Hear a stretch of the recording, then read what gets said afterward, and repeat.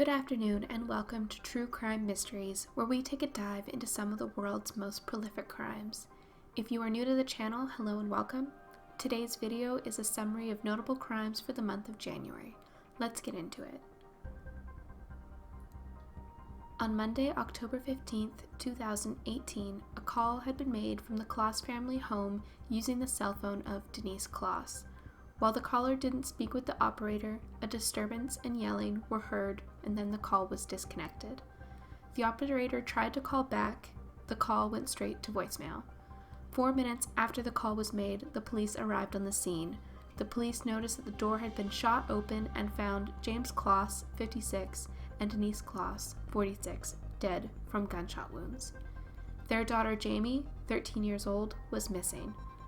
Police had been certain Jamie had been in the home during the attack based on the evidence in the 911 call and evidence in the home. No weapons were recovered and an Amber Alert was issued that afternoon. It is concluded that Jamie was abducted from the home. Tips were called in with possible sightings in Miami, but the leads quickly dried up. On January 10th, however, Jamie is found alive. An hour from her home, and after 88 days of being held in a remote cabin, she had been able to escape and flag down a driver. A 21-year-old man was arrested and charged with the murdering of Denise and James, as well as kidnapping and holding Jamie. Jamie is to receive the $25,000 reward money from the FBI for saving herself. On April 6, 2018, Canada was shocked when a bus crash resulted in the deaths of 16 and injuries of 13. The bus carried a junior hockey team en route to a game. Jaskirat Singh Sidhu had failed to make a stop sign on Highway 335 in Saskatchewan, causing the team's bus to crash into the semi-truck.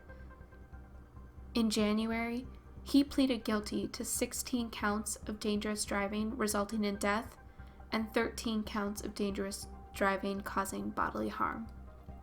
Experts say he will likely be deported to his home country of India, and he will be unlikely to serve jail time since he isn't a Canadian citizen.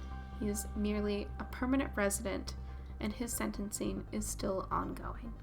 On January 29th, Bruce MacArthur pleads guilty to 8 counts of first-degree murder.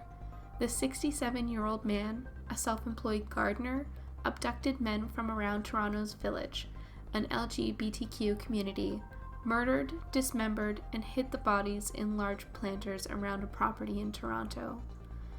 Men had begun disappearing as early as 2010. He was caught due to a red van he had used to pick up his last victim. He had sold it, and police were able to track it down, find DNA for multiple missing victims, and locate the bodies of 8 missing men. MacArthur's trial is still ongoing, and if you would like me to do a video on him, please let me know down below in the comments. Nashville police officer Andrew Delk is another example of a police officer accused of using excessive force for shooting a man running away from him. Delk argues he was in fear of his life and used the training he was provided to take down an armed suspect. However, prosecutors argue that the victim did not aim at Delk at any point during the altercation and was seen on surveillance as running away. Delk should have sought cover and called for backup instead of chasing the subject on foot and using lethal force.